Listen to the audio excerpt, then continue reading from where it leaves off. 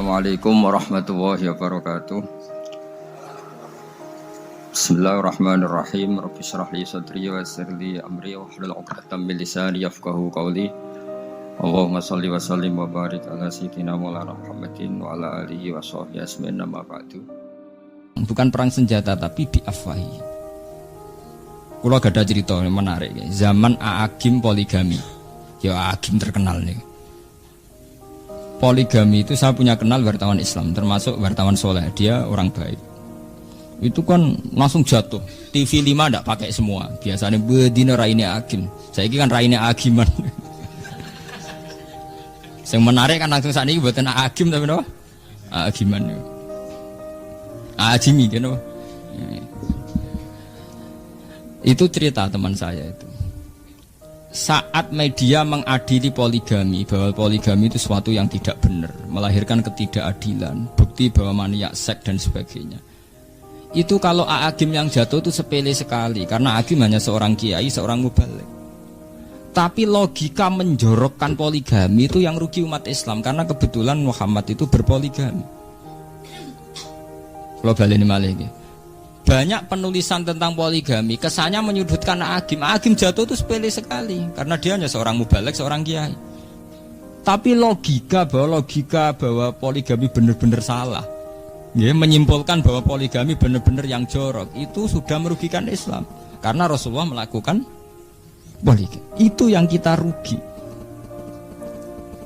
Segampangan itu mau pinter-pinteran permainan untuk menyudutkan Islam, tapi gak ketara kesannya yang diadili poligami. Sebetulnya yang tertulis di situ adalah logika-logika betapa salahnya poligami. Artinya secara umum di situ akhirnya tertulis di berbagai media massa betapa salahnya logika poligami. Sementara Nabi semua poligami, Nabi Ibrahim ya poligami, Nabi Muhammad poligami. Ya bi'afahim, poligami tidak dianggap nulung wong wedok tapi dianggap bukti hiperseks, seks yang berlebih. Padahal zaman Nabi sampean tahu sendiri, banyak perempuan sing lanang mati demi Rasulullah. Dan banyak yang dinikahi Nabi umurnya 54 swidak papat. Kalau krana seks lha apa rabi wong tuwek-tuwek ya. Ya memang ada di antara sing ayu paling Zainab, Aisyah kena diitung liyane tuwek-tuwek. Wong Sauda terkena wireng bunder tuwa. Wong sampai ketika ana ayat hijab turun niku Sayyidina Umar ngenyek. Kowe iku ora usah nganggo hijab. Selain serana wong menarik, kowe nganggo hijab lah tetep ketara nak innaki la sauda. Tetep ketara kena sauda. Kok bundere wis ketara. Umar iku sing sahabat wae wani ngenyek mbek sauda. Sauda iku ana ayat hijab nganggo hijab. Wong wis gak menarik bunder tuwek glundung. Dinyek mbek Umar, kowe ora usah nganggo hijab. Kowe nganggo hijab lah tetep konangan nak kowe sauda. Mergo postur tubuh. Lah umpama Nabi poligami krana seks lha apa poligami saudah bareng. Lah anak Hakim mak bener, niku mantan pragawati jeneng ayu, niku normal niku cek bener banget. Ya Hakim ya sadar nasa mansul, paling dekne pikirane kan. Pulau terkenal duwe akeh, bojo rapati ayu kan rugi dekne. Apa artinya terkenal gak menikmati hidup? Ya kan sah saja. Ya kan normal itu. Sing ra normal kan sira rabi ini. Tapi sing jelas ya, permainan media sampean harus tahu itu tadi. Kata teman saya itu mengingatkan saya, sebetulnya gini Pak Bah, saat Aagim yang jatuh karena poligami itu tidak masalah. Ya hanya seorang Aagim. Ya hanya seorang Aagim. Tapi kemudian logika poligami begitu salah, logikanya begitu jorok, begitu tidak manusiawi. Itu yang kita rugi karena kebetulan Rasulullah berpoligami.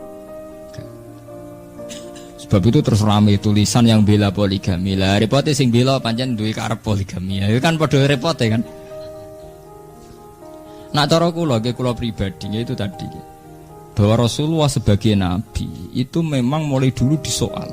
Mulai kenabiannya sampai punya rivalitas sampai saiki ana Musaddiq, ana Liyaminuddin kabeh rival nabi udah ketemu Jibril. Liyaminuddin Musaddiq kabeh. Itu normal sekali, normal sekali. Artinya seorang nabi pasti punya musuh. Wa kadzalika ja'alna likulli nabiyyin aduwwan minal mujrimin, kata Allah, setiap nabi pasti saya bikinkan musuh.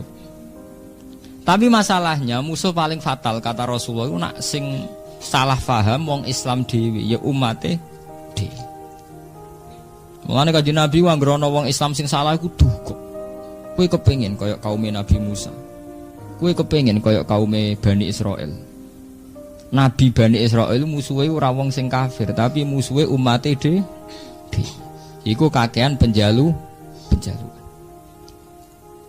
Lah Nabi Muhammad itu ngadepi umatnya nggih pun kathah sing ngoten. Jadi sekarang banyak yang menyayangkan hukum Islam. Misalnya ada hukum pancung menyesal. Dalam hukum modern tidak usah pancung. Hukum kisos disesali. Sekarang dalam hukum modern nggak mengenal hukuman mati. Potong tangan disesali. Hampir semua tatanan hukum Islam disesali. Saiki seengkek sawangane nyesali potong tangan, nyesali hukum kisos, nyesali hukum pancung. Engko nang era putune kita nyesali kok zina haram sih. Kok sesuai nang disesali malah Islam piye to ono zina barang haram, barang enak kok diharam. Lho nggih, awal dari menyesali aturan Islam, suwe-suwe kok delodok sing disesali iku hukume. Saiki kan ijek sing disesali. Itu tadi kayak gerakan feminisme. Ini kalau cerita intelek ya. Di Jogja itu di kota-kota besar itu semua mahasiswa itu termasuk untuk studi gratis itu kalau studi tentang gender, tentang kesamaan gender bahwa hak wanita sama persis dengan hak lelaki. Karena kebetulan lagi Islam memposisikan lelaki 1 derajat di atas perempuan. Sekarang hak gender kuat. Kula jek eling cilik kula iku lurah wedok iku kiai protes kabeh. Saiki meneh nek lurah cek bupati cek presiden ora ana kiai pro. Bahkan suhune kiai tahu duet sampai Megawati ya. Dan itu ndak janggal. Padahal sampean eling to, gek cilik sampean eling to. Ini takono Mbah Sakur sing sebut. Riyen lurah wedok kiai setuju mboten, Mbah? Mboten. Sakniki mulai bupati sampai presiden sampai karena apa? Isu yang digulirkan mereka kesamaan gender, gerakan feminisme itu kuat sekali. Kuat sekali gerakan yang mensejajarkan wanita dengan lelaki. Kuat sekali. Sehingga umat Islam sudah teracuni pikirannya, tidak masalah presiden lelaki atau perempuan, tidak masalah bupati lelaki atau perempuan, tidak masalah. Lah suwe-suwe ya nuntut kalau lelaki boleh poligami kenapa perempuan tidak? Saiki pertanyaan ini seminar-seminar. Yang butuh variasi seks kan tidak hanya lelaki, perempuan juga terus-terusan dulu atau kabeh kan?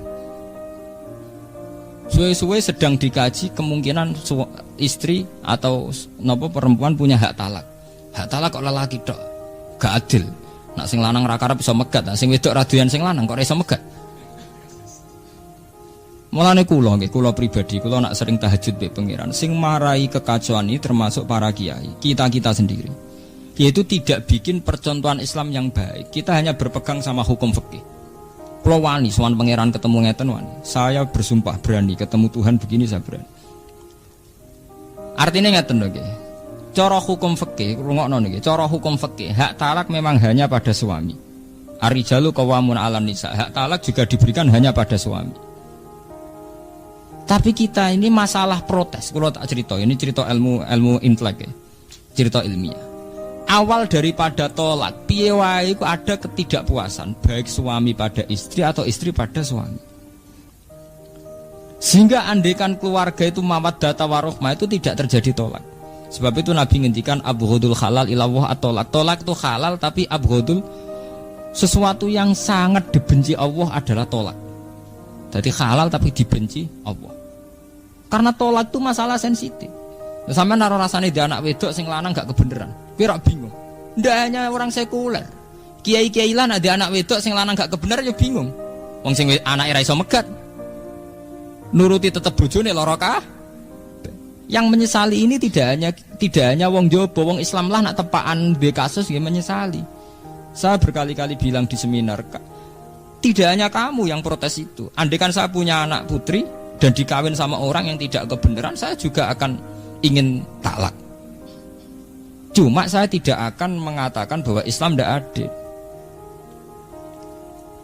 Gini wow lewat cara hulu, bahwa perempuan boleh mengajukan talak, cara Jawa lewat rafa.